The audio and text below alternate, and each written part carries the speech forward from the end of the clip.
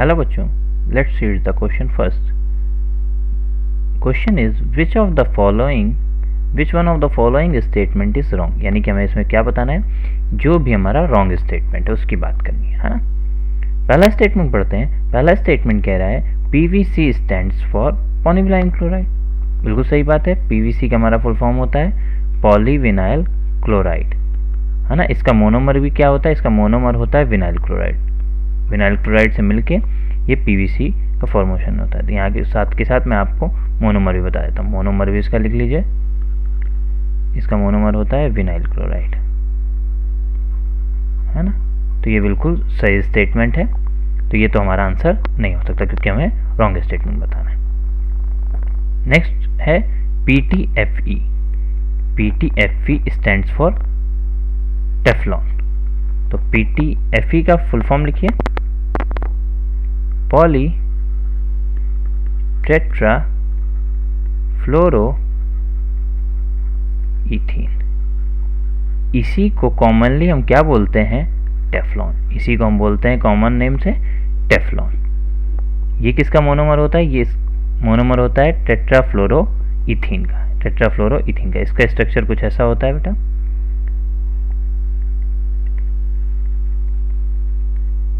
Addition polymerisation से बनता है ना. इसका स्ट्रक्चर कुछ ऐसा होता है. नेक्स्ट है हमारा, तो ये भी हमारा करेक्ट ऑप्शन नहीं है क्योंकि हमें गलत ऑप्शन चूज करना है जिस स्टेटमेंट में गलत लिखा हुआ. PMMA stands for polymethyl methacrylate. बिल्कुल सही है. ये भी ऑप्शन बिल्कुल सही है. PMMA का फुल फॉर्म होता है पॉलीमिथाइल मेथा एक्राइलेट. इसके अगर मैं स्ट्रक्चर की बात करूं, इसके स्ट्रक्चर की बात करूंगा तो ये कुछ इस तरीके से होता है. CH2 double bond C CH3 CO OCH3. कुछ इस तरीके का स्ट्रक्चर होता है. तो ये हमारा मोनोमर है मिथाइल मेथा एक्राइलेट. ये हमारा मोनोमर है. इससे हम पॉलीमर बनाएंगे. कैसा बनेगा, PMMA का स्ट्रक्चर कुछ ऐसा हो जाएगा. CH2C CH3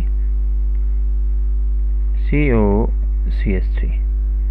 इसके n नंबर ऑफ मोनोमर्स लेके पॉलीमराइजेशन कराएंगे तो बन जाएगा हमारा PMMA. इसी को बोलते हैं पॉलीमिथाइल मेथा एक्राइलेट. This is PMMA. बिल्कुल सही है. नेक्स्ट है हमारा D option Buena S stands for natural. नहीं बेटा, ये बिल्कुल गलत स्टेटमेंट है.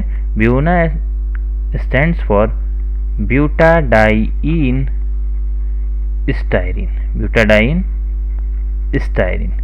इसके मोनोमर की बात करेंगे तो दो मोनोमर होते हैं इसके, 1,3 ब्यूटाडाइन एंड स्टाइरिन. तो वहीं से इसका फुल फॉर्म आया था ब्यूटाडाइन स्टाइरिन, जिसको हम शॉर्ट में बोलते हैं ब्यूनास. तो ये नेचुरल रबर नहीं होता. नेचुरल रबर की अगर मैं बात करूं तो नेचुरल रबर हमारा बनता है आइसोप्रीन यूनिट से.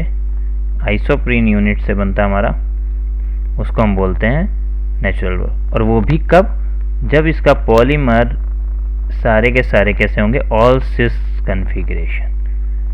ऑल सिस कन्फिग्रेशन होंगे तो ही हम बोलते हैं इसको नेचुरल रबर.